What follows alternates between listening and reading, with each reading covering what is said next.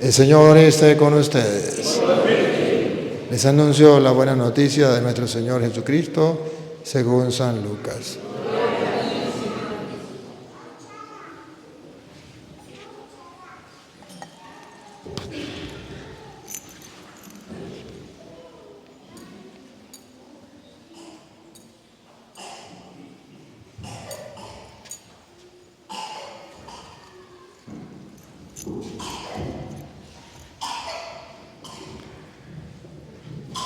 Por aquellos días se promulgó un edicto de César Augusto que ordenaba un censo de todo el imperio. Este primer censo se hizo cuando Quirino era gobernador de Siria. Todos iban a empadronarse, cada uno en su propia ciudad. Así que también José, perteneciente a la casa y familia de David, se dirigió desde la ciudad de Nazaret, en Galilea, a la ciudad de David, llamada Belén, para empadronarse juntamente con María, su esposa, que estaba encinta. Mientras estaban ahí, le llegó a María el tiempo de dar a luz y tuvo a su hijo primogénito. Lo envolvió en pañales y lo recostó en un pesebre, porque no hubo lugar para ellos en la posada. En aquella región había unos pastores que pasaban la noche en el campo vigilando por turno sus rebaños. Un ángel del Señor se les apareció y la gloria de Dios los envolvió con su luz y se llenaron de temor. El ángel les dijo: no teman, les traigo una buena noticia que causará gran alegría a todo el pueblo. Hoy les ha nacido en la ciudad de David un Salvador que es el Mesías del Señor. Esto les servirá de señal. Encontrarán al niño envuelto en pañales y recostado en un pesebre. De pronto se le unió al ángel una multitud del ejército celestial que alababa a Dios diciendo: gloria a Dios en el cielo y en la tierra paz a los hombres de buena voluntad. Palabra del Señor.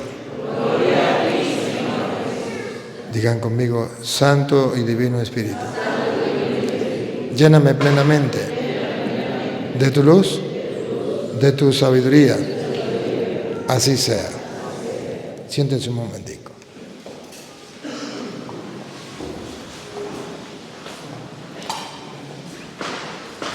Queridos hermanos, hoy estamos de fiesta. Nos ha nacido un Redentor, un Salvador. Aquí tenemos en esta niña con el niño en los brazos, en sus piernas, recordando el nacimiento del niño Jesús. ¿Será importante ese nacimiento de ese niño? Sí, es muy importante. ¿Por qué? Simplemente porque el niño que nació es Dios. Y como es el Emmanuel, el Dios con nosotros, tuvo un impacto a nivel mundial y a nivel histórico.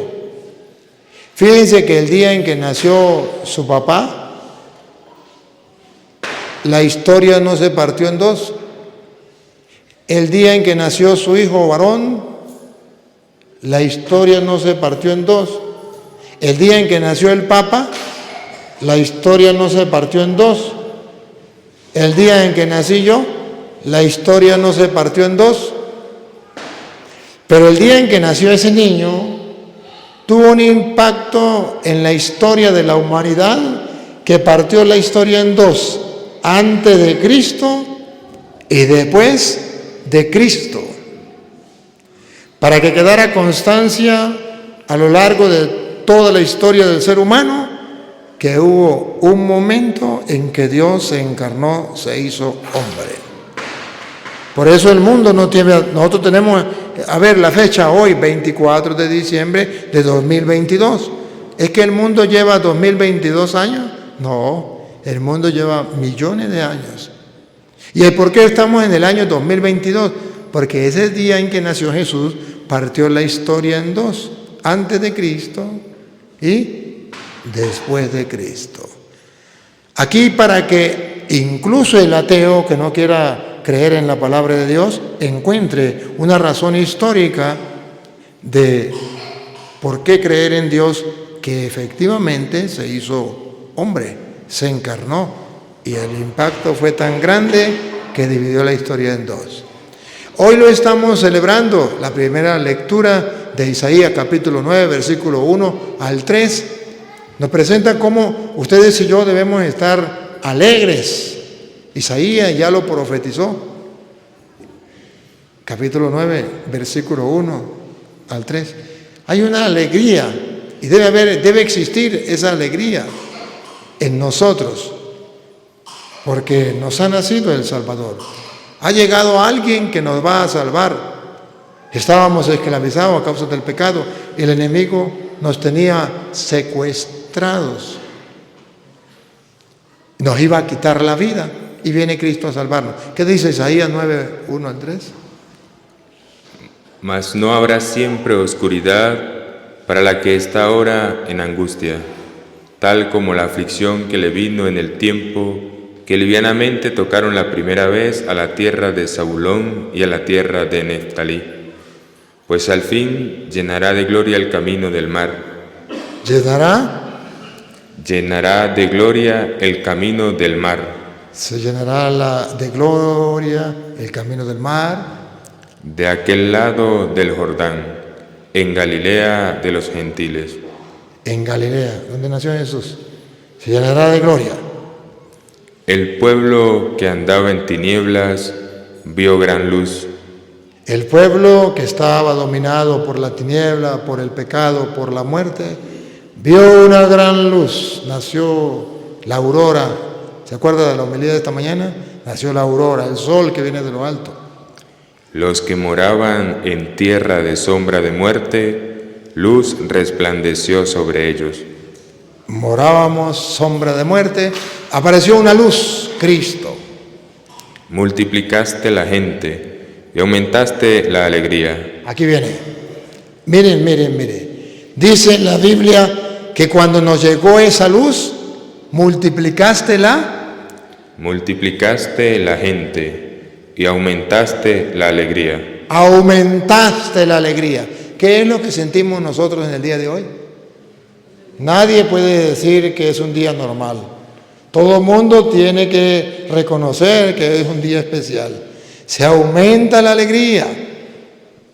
Hay alegría en el corazón, hay alegría en la familia, hay alegría en la comunidad. ¿No lo notan? Está escrito. ¿Por qué? Porque nació el Salvador. Una luz nos ha nacido de lo alto. Se alegrarán delante de ti como se alegran en la siega. ¿Qué es lo que estamos haciendo nosotros? Celebrando, alegres, como se alegra cuando se recoge la cosecha. Alegres, felices. Los protestantes no lo entienden. Ellos no saben que eso estaba profetizado en el libro de Isaías. Y el libro de Isaías ya dice que ustedes y yo debemos alegrarnos a tal manera como cuando se recoge una gran cosecha. Se aumenta la alegría, se aumenta el gozo. Hay una celebración, hay una fiesta. Esto es lo que tenemos. Ahora, lo que no tenemos que confundir es la fiesta cristiana con la fiesta pagana. La fiesta cristiana brota de la alegría de saber que ha llegado el Mesías. La fiesta pagana brota de la alegría de tomar licor. Eso es distinto. Eso no es cristiano. No confundamos lo pagano con lo cristiano. Y esa alegría de fumar droga o de tomar licor o de simplemente ir a parranda y no buscar las cosas de Dios, es una alegría pasajera. Eso es algo ficticio. Es una estrella fugaz. Pero la alegría de ustedes y la alegría mía es una alegría espiritual del corazón. Nos ha nacido el Redentor, nos ha nacido el Salvador. Y hay una alegría como cuando se adquiere una gran cosecha y se recoge esa cosecha.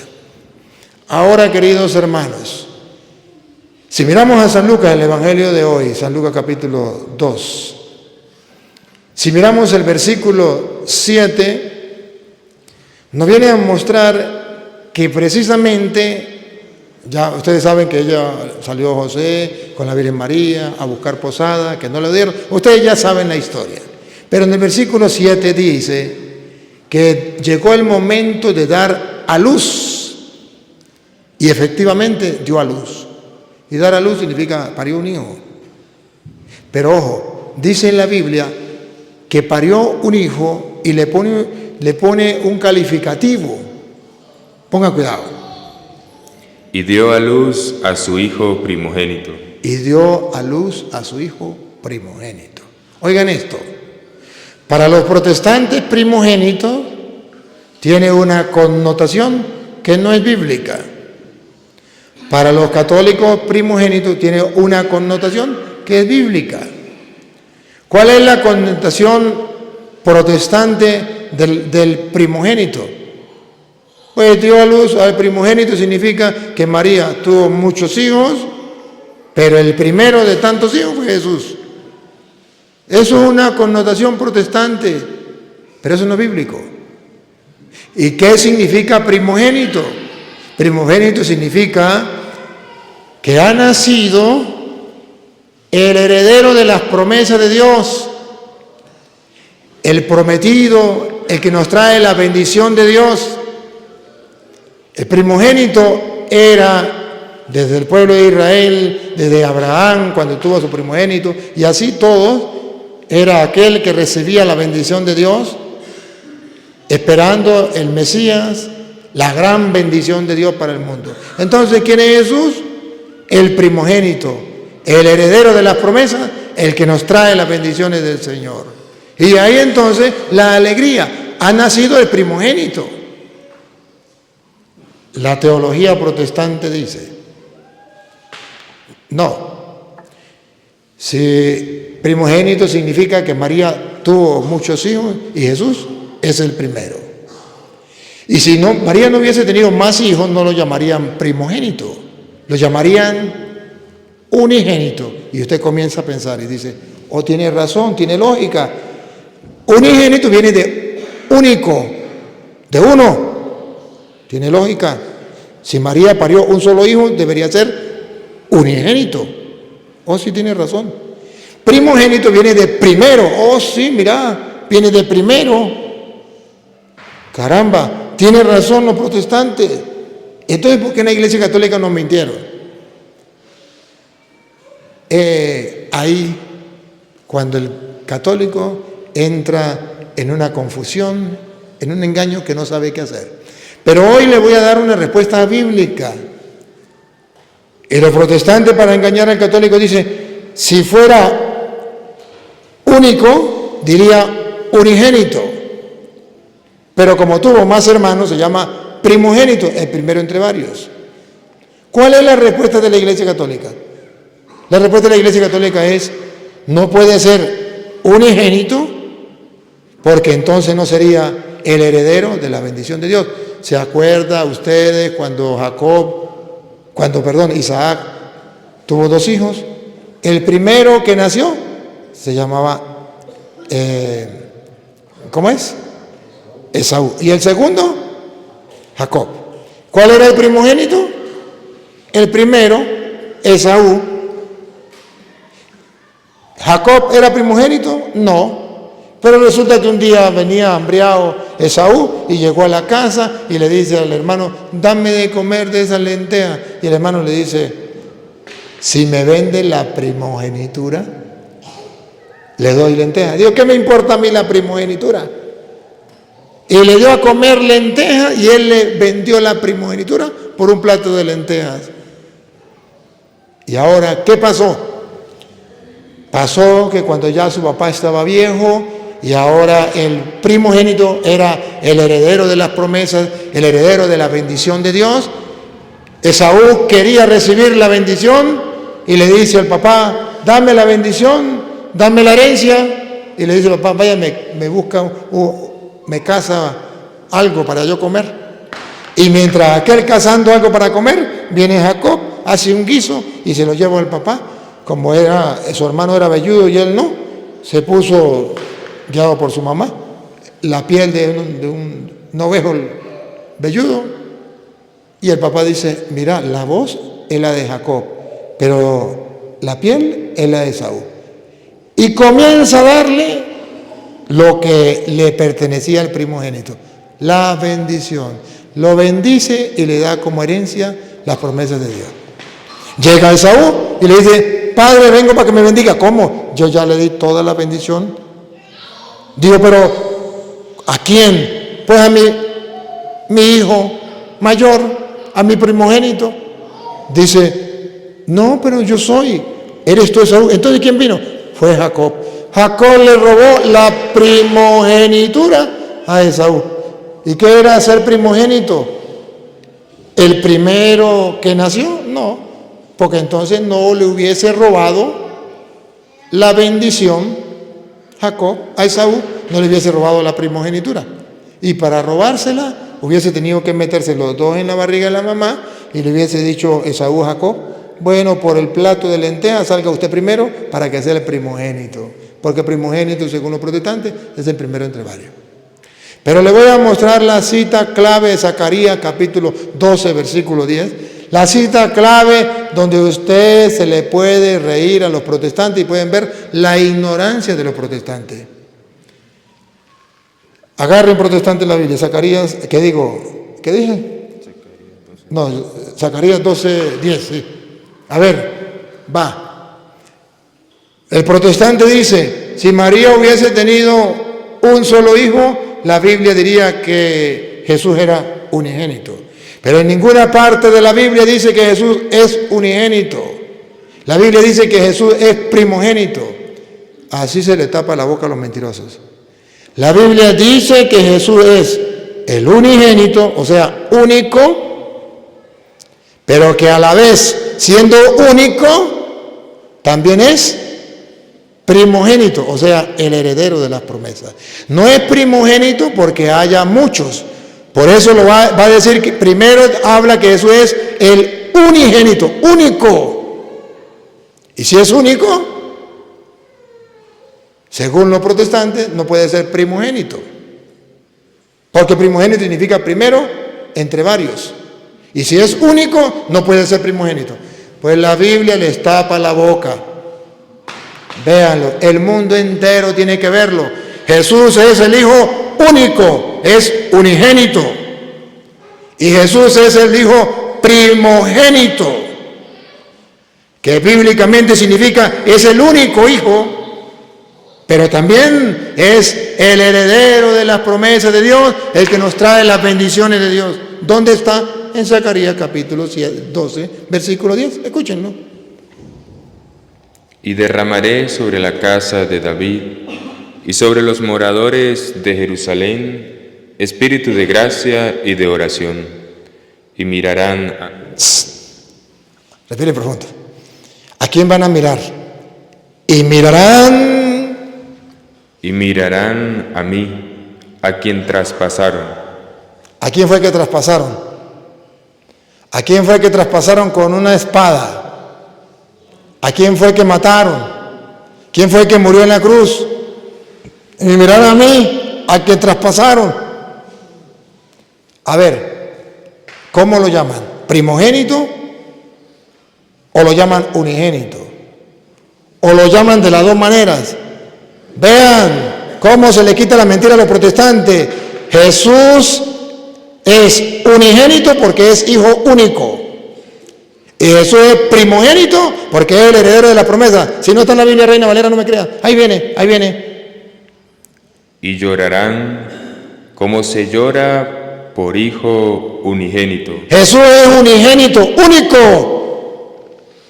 Y tendrán que llorar por el unigénito. Pero no es solamente hijo único. Porque los protestantes dicen que tuvo más hijos María. No, Jesús es único, unigénito. Pero también es, escuche, afligiéndose por él como quien se aflige por el primogénito. Jesús es único, y a pesar de que es único y no tuvo más hermanos carnales, es primogénito, o sea, No el primero entre varios, porque Él fue único. Y ahí dice que Él es único. Pero es único y es el heredero de las promesas de Dios. Y es el que nos trae las bendiciones de Dios. ¿Está o no está en la Biblia? Reto a cualquier protestante del mundo que lo lea. Si no está en la Biblia, no me crean. Entonces aquella teología protestante de que Jesús, si fuera el Hijo único de María, la Biblia lo llamaría unigénito. Pues ya lo encontramos donde dice que es unigénito. Y si es unigénito no puede ser primogénito. Pues encontramos donde dice que es unigénito y a la vez es primogénito. Así se le tapa la boca a los mentirosos. Y eso que dicen que son evangélicos. Yo no lo llamo evangélicos, lo llamo evangélicos porque cambian el evangelio. La Biblia dice que Jesús es único y es primogénito. Y ellos dicen, si es primogénito no puede ser único, porque primogénito significa primero entre varios. No, Señor, es único y es primogénito. Si el católico lo quiere ver y lo quiere entender bien. Si el protestante ama la verdad, ahí la tiene. No me mientan la madre, no me insulten. Comprueben a ver si es verdad o mentira. Algo ha de tener razón cuando está en la Biblia Reina Valera. Entonces dice la Biblia que María dio a luz a su primogénito. ¿Y qué significa en castellano? Significa María dio a luz al que nos trae todas las bendiciones de Dios. María dio a luz al heredero de las promesas.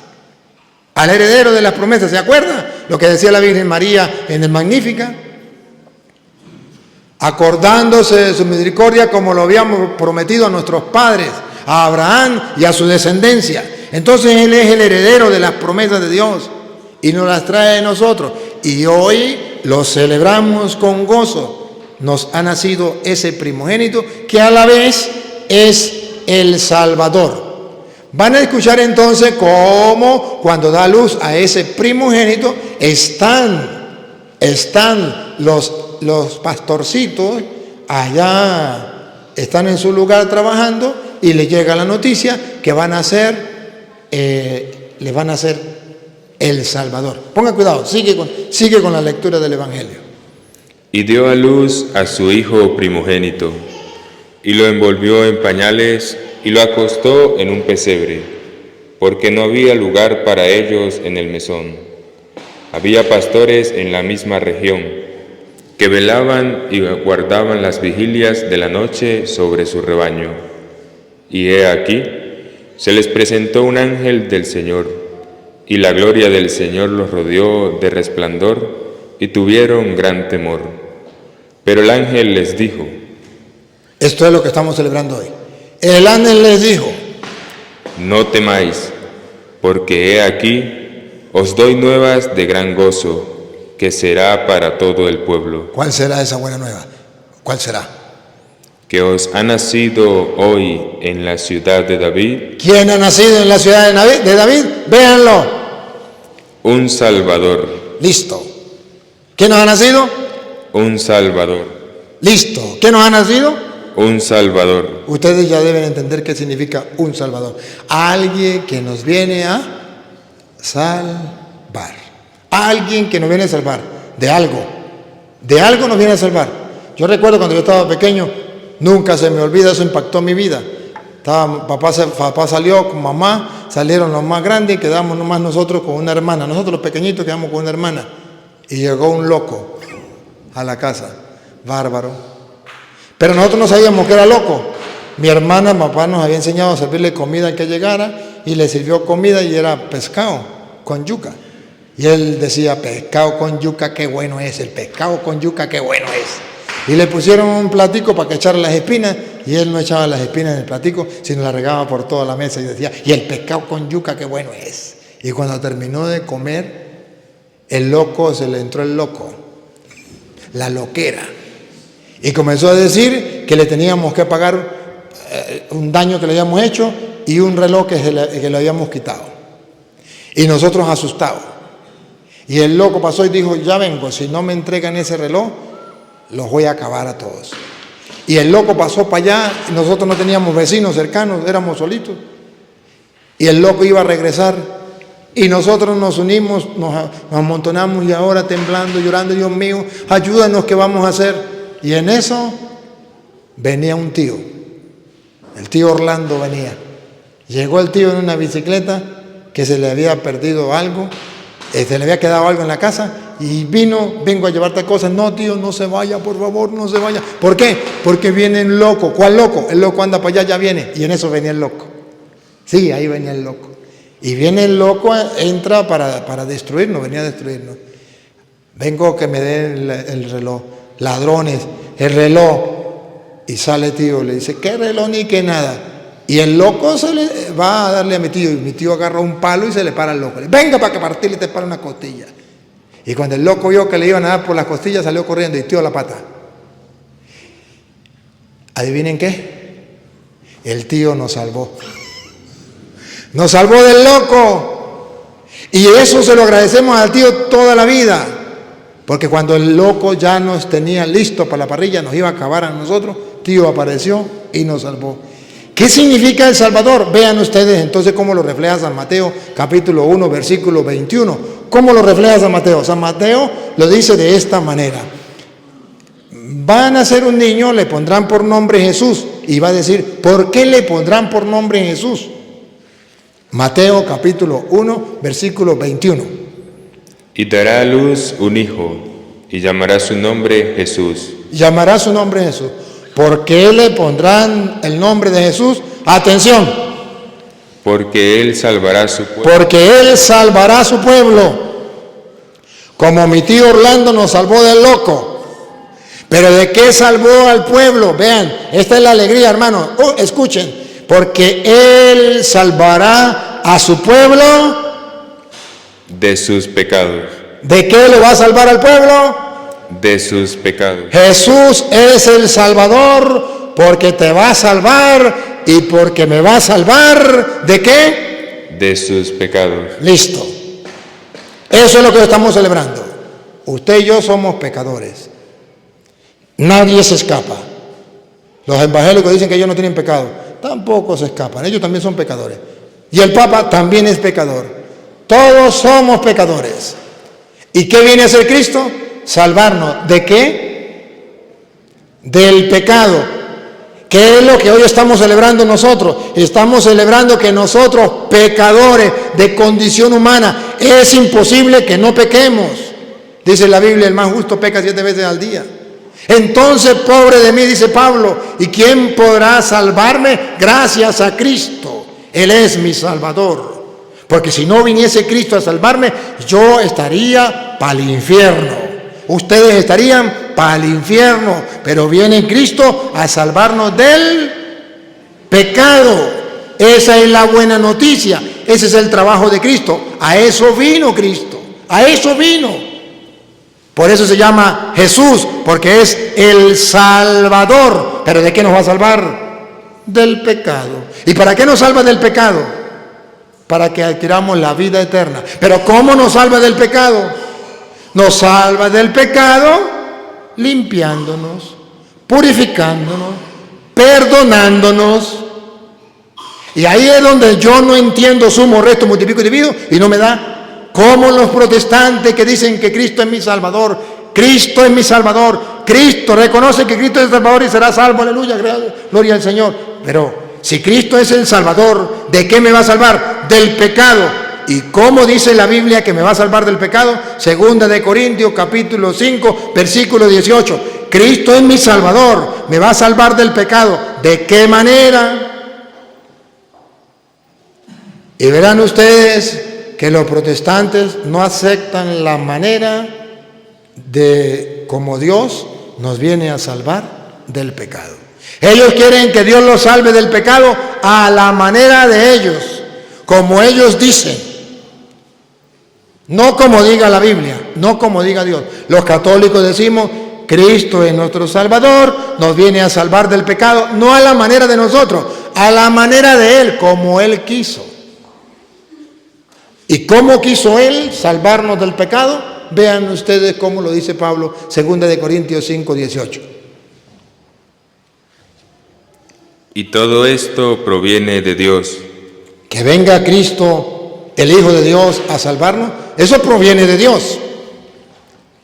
Quien nos reconcilió consigo mismo por Cristo. Aquí está, nos salvó, nos reconcilió consigo mismo por medio de Cristo.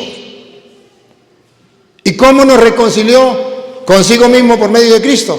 Atención, paren la oreja, porque ustedes y yo no estábamos en ese tiempo. 2000 años después, Dios sigue reconciliando consigo el mundo por medio de Cristo. Pero vean de qué manera entra en acción los ministros, los sacerdotes que tienen la potestad para limpiar el alma del pecado y de la muerte. Véanlo, escuchen. Y nos dio. Ahí entra la acción de los hombres. Y a nosotros los hombres, a nosotros los sacerdotes, nos dio, ¿qué nos dio? El ministerio de la reconciliación. ¿Qué nos dio? El ministerio de la reconciliación. ¿Qué nos dio? El ministerio de la reconciliación. La tarea de la reconciliación. Dios quiere salvar al mundo. Cristo es nuestro Salvador, pero ese Salvador, para que se prolongue a lo largo de la historia de la cristiandad, se prolongue la salvación, a nosotros los sacerdotes nos dio lo que los protestantes niegan, pero que está en la Biblia. ¿Qué nos dio? El ministerio de la reconciliación. Eso que los protestantes dicen que es mentira, que es invento de locura, que en la Biblia no aparece, que Dios le dio a los sacerdotes el ministerio, la tarea de la reconciliación, o sea, el sacramento de la reconciliación, o sea, lo que ustedes y yo conocemos, el sacramento de la reconciliación o la confesión. Dios nos lo dio a los hombres. ¿Y qué significa eso, el sacramento de la reconciliación? Vean, la salvación. Dios sigue salvando por medio de hombres a la humanidad. Pongan cuidado. Que Dios estaba en Cristo reconciliando consigo al mundo, no tomándoles en cuenta a los hombres sus pecados. Nos viene a salvar del pecado. Ya no toma en cuenta los pecados de los hombres. Y nos encargó a nosotros. Y nos encargó, vean cómo entra en acción otra vez los ministros, los sacerdotes que tienen una tarea que los protestantes niegan, que no aceptan. Y dice, yo directamente con Dios, pero a esos que Dios les encomendó el ministerio de la reconciliación, nosotros no lo aceptamos, gloria al Señor, porque el pastor sabe más que Cristo, porque lo que diga el pastor es palabra de Dios, y lo que diga la Biblia, eso no nos importa.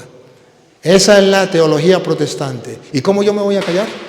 ¿Me tengo que callar? No, hoy estamos celebrando la salvación. Cristo nuestro Salvador. ¿De qué nos va a salvar? Dice Mateo, nos va a salvar del pecado. ¿Cómo? A través de la reconciliación, el sacramento de la reconciliación que dejó en manos de hombres, para que Dios no tomara en cuenta los pecados de la humanidad. Repítalo desde el 18 en adelante, escuchen. Y todo esto proviene de Dios, quien nos reconcilió consigo mismo por Cristo y nos dio el ministerio de la reconciliación, que Dios estaba en Cristo reconciliando consigo al mundo, no tomándoles en cuenta a los hombres sus pecados, y nos encargó a nosotros la palabra de la reconciliación. Y salen los protestantes, ¡protesto! ¡Protesto! Eso no es palabra de Dios. Eso es el cura que está endemoniado y está diciendo blasfemia. Pruebas tengo. 2 de Corintios 5, 18, 19, 20 y ahorita vemos otra. Pruebas tengo. Ahora, ¿por qué los protestantes niegan que Dios nos dio a los sacerdotes el ministerio de la reconciliación para no tomar en cuenta los pecados del pueblo? Porque ellos trabajan para el diablo, que no quiere que la gente reciba la salvación que Cristo nos trajo, limpiándonos y purificándonos del pecado que todos tenemos y que nadie se puede escapar. La tarea del diablo es que usted no se confiese, que usted no limpie su alma para él podérselo llevar con tu ropa para el infierno. Y la tarea de Cristo es traernos la salvación, salvarnos del pecado del cual el diablo nos tiene atados. Pero para que esa salvación llegara a nosotros, nos encargó a los sacerdotes el ministerio de la reconciliación, al punto que en el versículo 20 dice Pablo, si Dios nos encargó el ministerio de la reconciliación, ¿qué somos los sacerdotes? Así que somos... ¿Qué somos los sacerdotes? ¿Otra vez? Así que somos... ¿Somos diablo con sotana? No. ¿Somos unos falsos, unos mentirosos? No. ¿Qué somos los sacerdotes? Si Dios nos encargó el ministerio de la reconciliación, ¿qué somos? Somos embajadores. Solo la Iglesia Católica goza de los embajadores que dejó Dios. Solo los católicos creemos en la palabra de Dios que dice que Dios dejó embajadores con el ministerio de perdonar los pecados para que así Dios no tomara en cuenta los pecados de la humanidad y pudiésemos alcanzar la salvación que nos viene de Dios gracias a Jesucristo que nos ha nacido del día de hoy. Así que somos, y que lo sepa el mundo, que somos los sacerdotes. No le pregunten a los protestantes, porque ellos dicen el diablo con sotana. Tampoco le pregunten a los políticos, porque ellos también dicen que es el diablo con sotana. Pregúntele a la Biblia, ¿y qué somos los sacerdotes? Así que somos embajadores en nombre de Cristo. Somos embajadores, representantes de Cristo. Aunque le duela a los protestantes, aunque los protestantes protesten, aunque renieguen, lo escrito, escrito está. Es que no estoy de acuerdo. Pregúnteme si me importa. Cuando usted sea Dios, lo hace de otra manera. Pero ahorita Dios quiso hacerlo así y nosotros tenemos que aceptarlo. Somos pues embajadores de Cristo. ¿Y qué significa eso? Que el sacerdote es ministro de Dios y cuando él actúa es como si fuera el mismo Dios. Escuchen. Como si Dios... Otra vez. Como si Dios... Escuche. Cuando actúa el sacerdote es... Como si Dios... Escuchen. Cuando actúa el sacerdote en el ministerio de la reconciliación como embajador de Cristo es... Como si Dios... Es como si Dios, no el diablo. ¿Qué locura está el diablo? No, está Dios. Es como si Dios... Como si Dios rogase por medio de nosotros. Es Dios. Y dice el apóstol, si es Dios quien habla por medio de nosotros, ¿cuál es el mensaje pues para salvar a la humanidad? Escuchen. Os rogamos, pueblo cristiano, pueblo creyente, hoy celebramos el nacimiento del Salvador y que viene a salvarnos del pecado y de la muerte. Entonces, como sacerdotes del Dios Altísimo, ¿qué tenemos que hacer? Escuche, otra vez. Os rogamos. Les rogamos, y yo tengo que cumplirlo hoy con palabra de Dios, con capítulos y versículos. Les rogamos. En nombre de Cristo. En nombre de Cristo, porque somos embajadores de Cristo, porque Él nos encargó este ministerio. Le rogamos, aunque los protestantes digan que no, aunque los protestantes protesten, le rogamos, respiren profundo, un trago de agua. Le rogamos que reconciliaos con Dios. ¿Qué le rogamos? Reconciliaos con Dios. ¿Qué les rogamos? Reconciliaos con Dios. ¿Se lo traduzco en castellano? Confiésense. ¿Y qué es confesarse? Reconciliarse con Dios. Ahí está. Somos los embajadores de Cristo y le rogamos, si Cristo es nuestro Salvador y Él que es el Salvador nos eligió a nosotros como sus embajadores para que ejerciéramos el ministerio de la reconciliación, le rogamos, reconcíliense con Dios. Reconcíliense, vayan al sacramento de la confesión.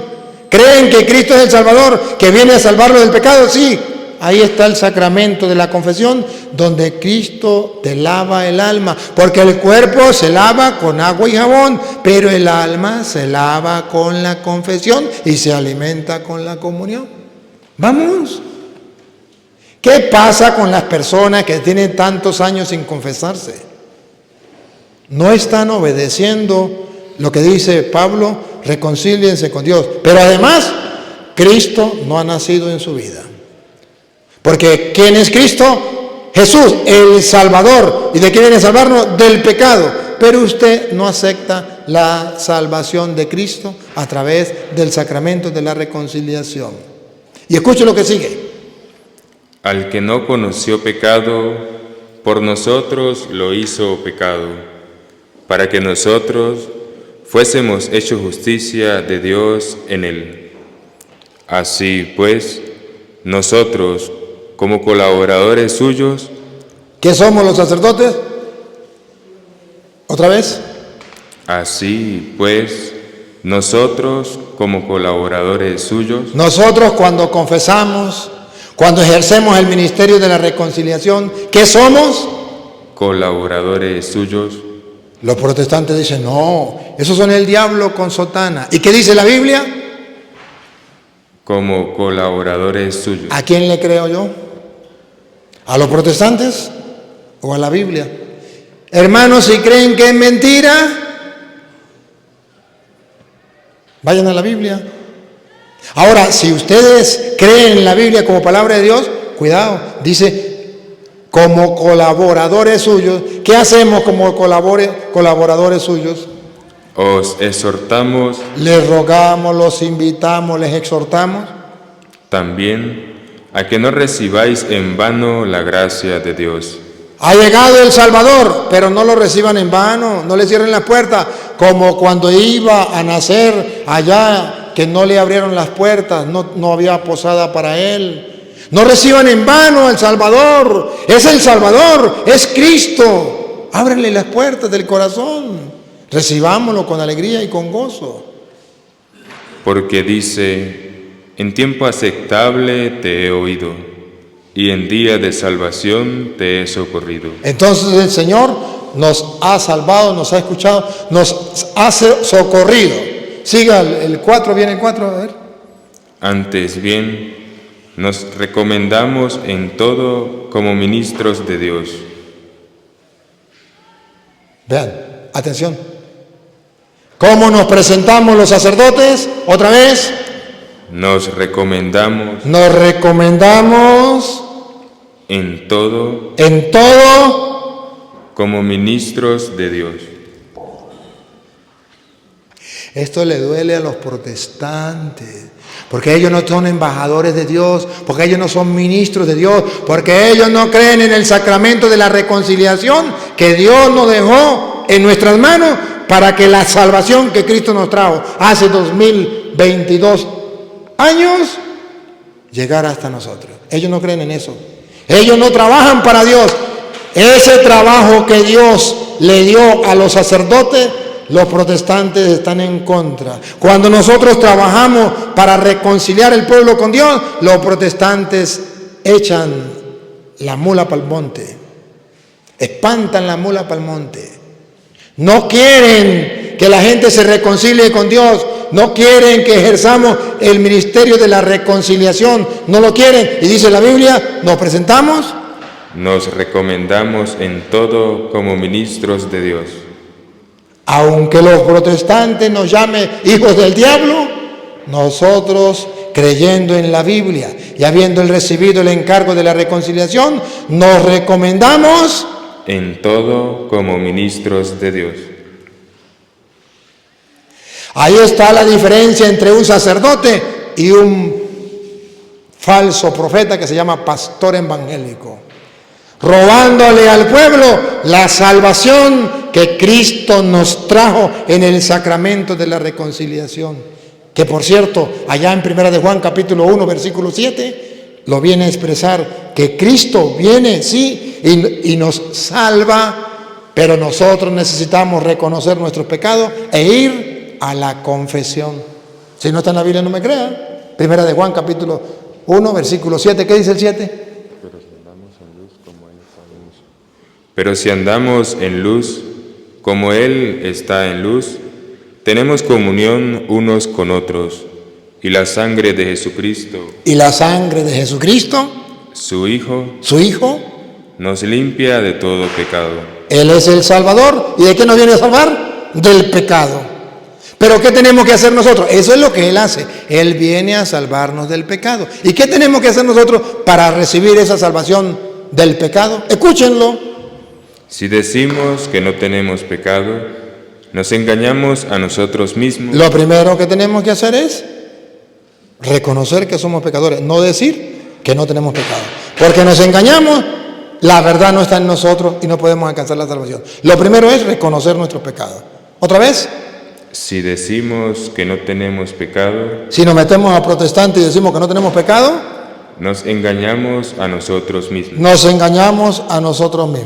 Pero si somos católicos y reconocemos y confesamos nuestros pecados como lo enseña la Iglesia Católica, ¿qué pasa?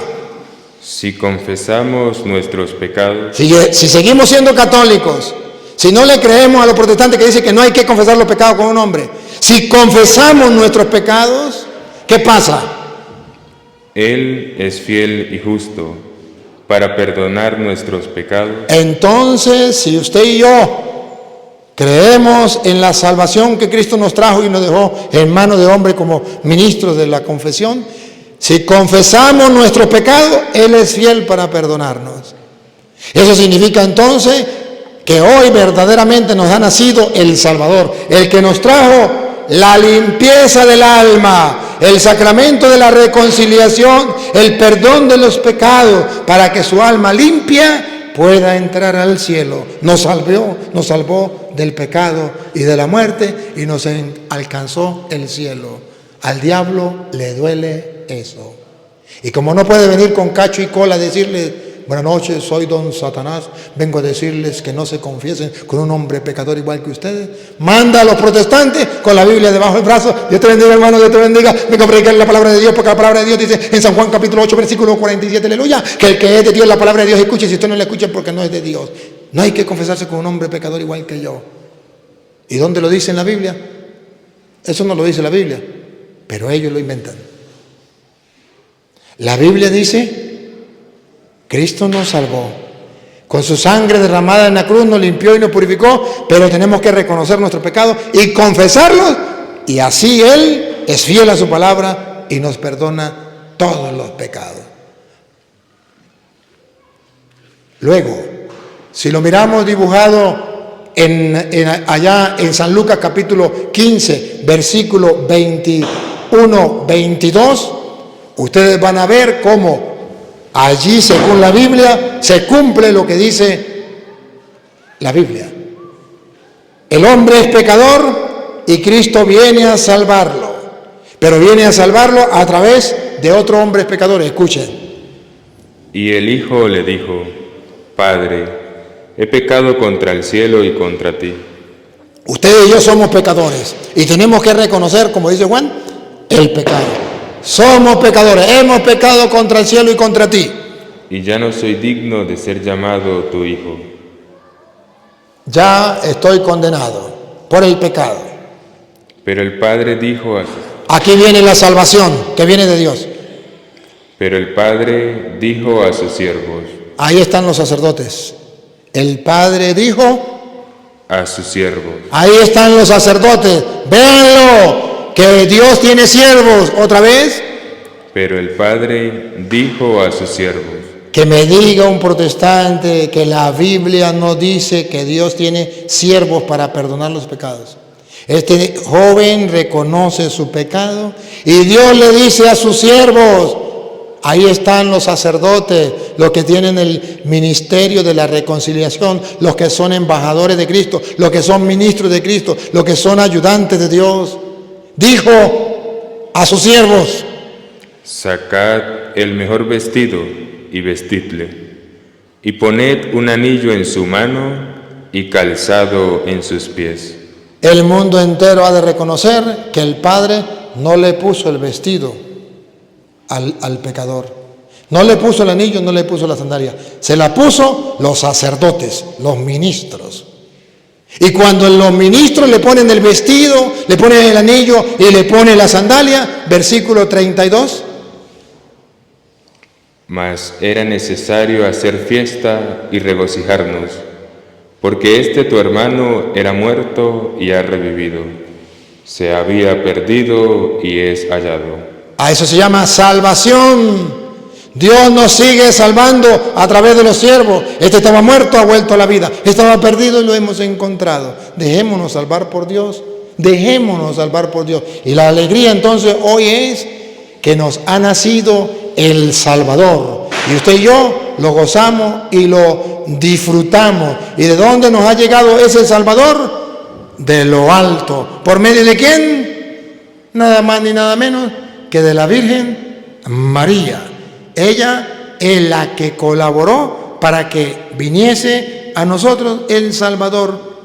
Y como la Virgen María se prestó para que viniera a nosotros el Salvador, entonces ella es la madre de nuestro Salvador Jesucristo, y nosotros a ella la amamos y la respetamos por ser la madre de nuestro Salvador. Y ojo, voy a terminar. Cuando ella se presta para ser la madre del Salvador, ella pasa a ser la esposa de Dios. Que esto a los protestantes le cae como agua fría encima. Pero que yo quiero mostrarles con la Biblia. Según dice San Lucas capítulo 1, versículo 30, del 30 en adelante. Usted va a ver cómo la Biblia viene a decir que Dios se enamoró. Dios puso los ojos en ella. ¿Y por qué nosotros decimos que María es la esposa de Dios? Y los protestantes dicen: ¿cómo se le ocurre? Es una blasfemia. Dios no tiene esposa. Eso no puede existir. Eso no lo dice la Biblia. La Biblia dice que Dios sí tiene esposa. No, este cura está loco. Si no se lo comprobara con la Biblia, cuando le digo que el gato es blanco es porque tengo los pelos en la mano. Si yo no supiera que está en la Biblia, no le diría a ustedes que la Biblia habla de que Dios ha querido tener esposa. Y está en la Biblia. Miremos primero lo que dice San Lucas 1, 30. Entonces el ángel le dijo: María, no temas, porque has hallado gracia delante de Dios. Hallado gracia delante de Dios significa Dios puso la mirada en ti, o humanamente hablando, Dios se ha enamorado de ti. ¿Y cómo sabemos que se ha enamorado? Porque se ha enamorado tanto que ha querido darle un hijo. Se enamoró de esa mujer, le dio un hijo. Ponga cuidado. Y ahora concebirás en tu vientre. Le dio un hijo. Concebirás en tu vientre. Y darás a luz un hijo. ¿Y de quién será ese hijo? Vamos a ver. Y llamarás su nombre Jesús. Vamos a ver. Este será grande y será llamado. ¿Será llamado? ¿De quién será hijo? Hijo del Altísimo. Será hijo del Altísimo. O sea que de verdad se enamoró. Y se enamoró hasta el punto que le dio un hijo. El cómo no sabemos. Eso el día que se muera, ustedes le preguntan a Dios cómo fue la cosa. Pero la Biblia dice que María tuvo un hijo, no de José, tuvo un hijo de Dios. Y ahora en Isaías 54:5 ya estaba profetizado que Dios tendría esposa. Protestantes, agarre la Biblia. Si no está en la Biblia, no me crean. Pero el creador del mundo ha querido tener una esposa. Y de paso agarró a alguien de sus criaturas.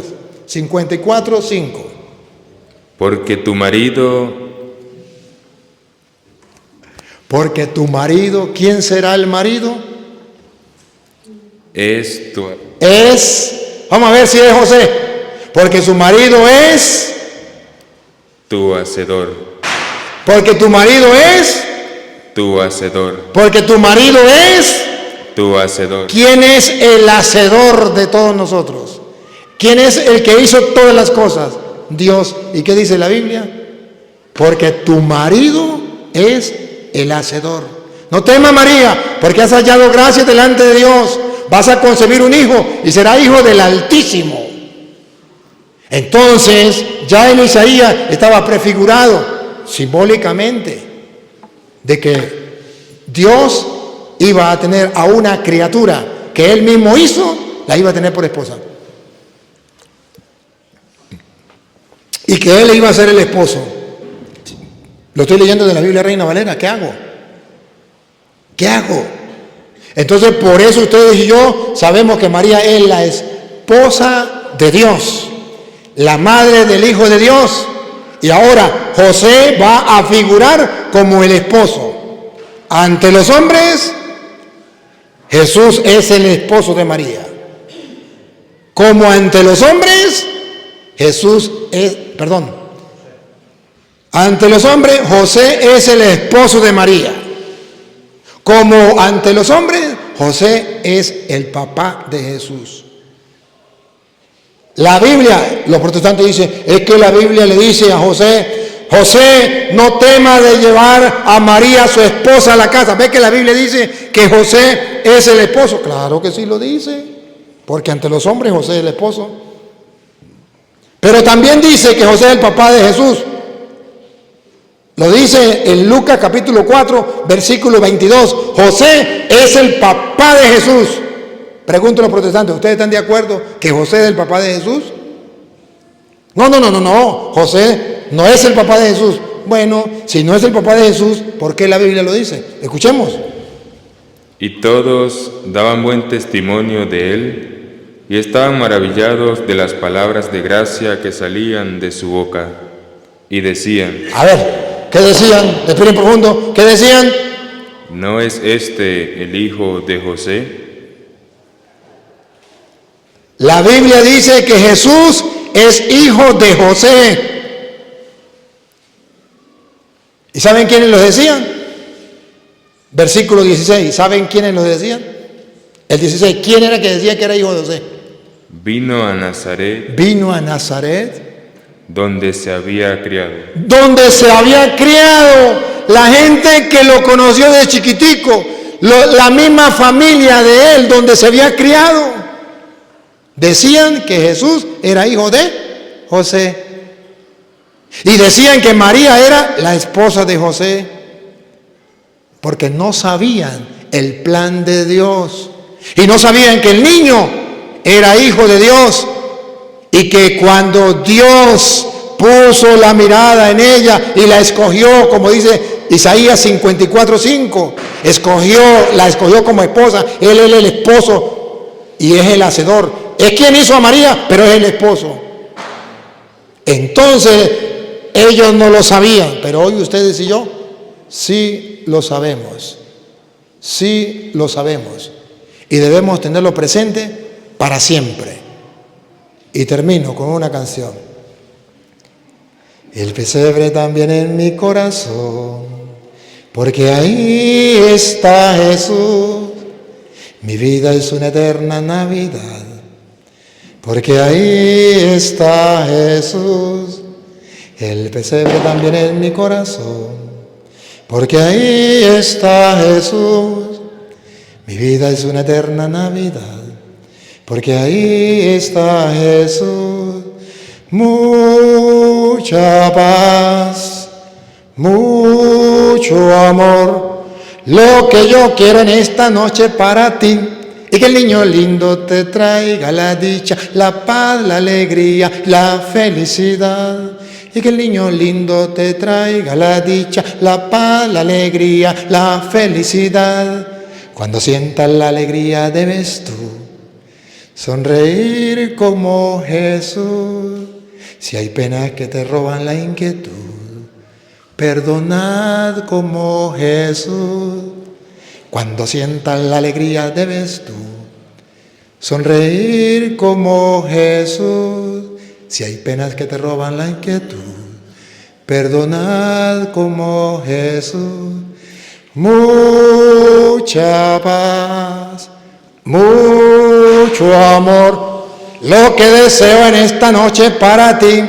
Y que el niño lindo te traiga la dicha, la paz, la alegría, la felicidad. Y que el niño lindo te traiga la dicha, la paz, la alegría, la felicidad. Un ejemplo de bondad y rectitud es la vida de Jesús, que murió para salvarnos en la cruz. Hay que amar mucho a Jesús. Un ejemplo de bondad y rectitud es la vida de Jesús, que murió para salvarnos en la cruz. Hay que amar mucho a Jesús. Mucha paz, mucho amor, lo que deseo en esta noche para ti. Y que el niño lindo te traiga la dicha, la paz, la alegría y la felicidad. Y que el niño lindo te traiga la dicha, la paz, la alegría y la felicidad.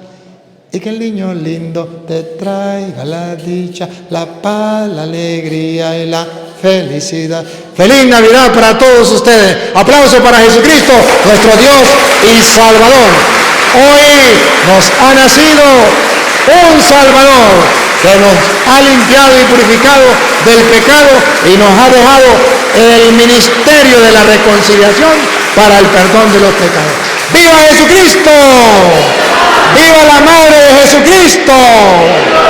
¡Viva nuestro Dios y Señor!